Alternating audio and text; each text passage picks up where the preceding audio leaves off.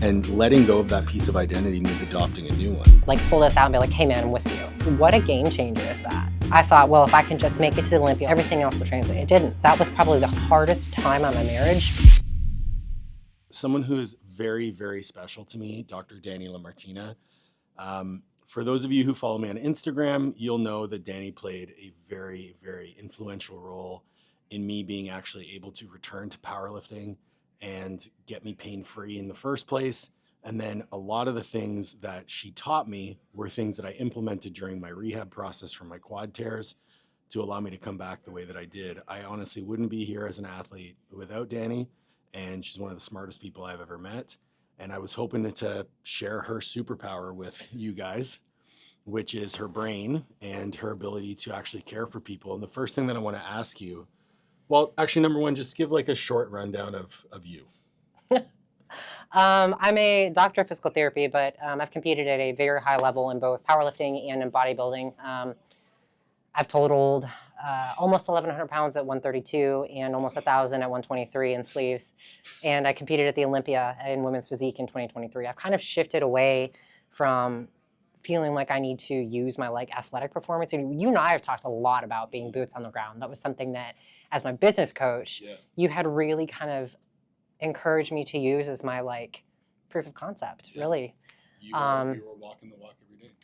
And I think what's cool for me right now is I've realized I've gotten to a level where like I've got nothing left to prove, and all I want to do is help create clarity in a place where there is so much confusion, chaos, selfishness. I mean, we spoke briefly earlier about how a lot of the trends on social media immediately put people on the defensive of thinking they're wrong about something.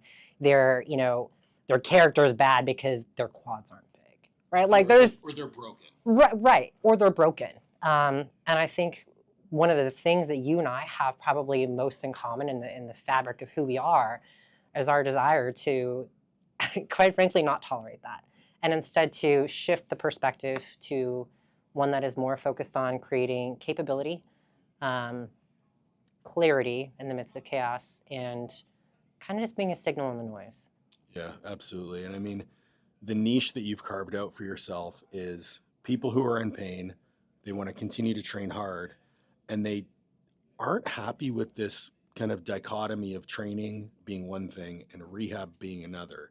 And that's one thing that you showed me is like, there is a better way to do this, and you don't have to roll around on the ground and, foam roll yourself to infinity just to be able to train.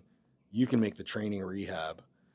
But the thing that I wanted to chat about was something that we chatted about a little bit earlier, was that people are not broken, and you need to be able to relate to them on a deeper level so that you can unlock whatever it is that's holding them back. Because people think they need something, but with your level of expertise, you know that something isn't going to fix them. I think at the core of a lot of these issues is that people are afraid. They're afraid of what they may potentially lose or maybe already have lost. And generally, when people are in a state of fear, one of the other things that kind of works along tangentially to that is the feeling alone in that. And maybe not like abandoned, but isolated in that. And I think for both you and I, again, like we've both been through, we've been through the ringer a little bit. I had some significant tendon injuries that I wasn't able to have surgically reconstructed. And I had to kind of like go to, the literature meets anecdote meets, this was like basically how I came up with my methods, was I had to go through that to figure out how to get back under a powerlifting bar again. And now, further removed from the Olympia, I had some serious health issues coming into that and afterwards. And one of the biggest things that I see with people is that they have this fear lurking. It's like this little like demon on their shoulder. And they almost are so afraid to even admit its existence that they just turn so far the other direction. But until we address that, like if you want to get someone free, you have to remove the walls. You have to remove that prison. And that's something that I think we as coaches, when we've been able to move through some challenging things ourselves, is we have the ability to be present with someone in a way that pulls them out of that alone and out of that isolated. And that's one of the quickest ways we can eliminate fear and actually allow someone to move forward. Yeah, the thing that pops out to me is like, we need to teach people how to be the heroes of their own story rather than having their challenges define them. You know, you can really easily fall into this identity cave of I have bad knees. It's like, or you just haven't done the work to make them better yet because you're resting in that because you fear what it means to let go of that. And letting go of that piece of identity means adopting a new one. Or it could mean facing who you actually are, and maybe you don't like that person very much.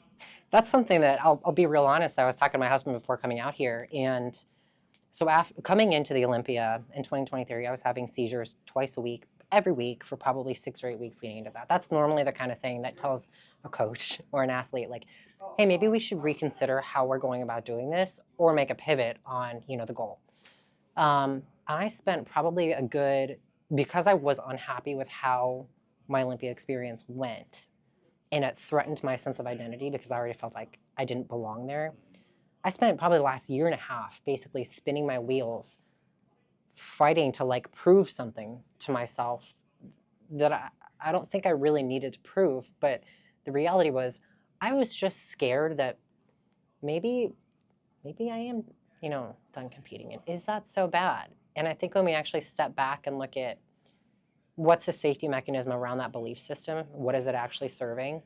It really does get to the heart of, if new is scary, are you maybe just afraid to actually do different?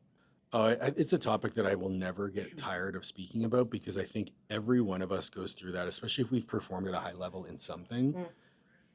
You mentioned, you're shifting away from competing and you feel more free. For me, it was knowing that, okay, I can't go back to powerlifting anymore. And I know that I'm not going to be competing at a high level in bodybuilding. It's just something that I was doing because it was challenging and I was looking for personal growth through it. What can I be competitive in? What can I be, because I'm someone who continues to seek challenges. There's so many challenges in my life that I can continue to pursue and continue to do. But ultimately, because I've been through what I've been through and what you've been through, you can act as a guide to help shepherd people through these identity shifts in a way where they don't have to go through that depression that we went through or go through that, fuck that shit. Like it's literally the shit. It's so bad. And how powerful would it have been if when we were at those points and we felt really alone, if someone could have just said, pulled us out and be like, hey man, I'm with you.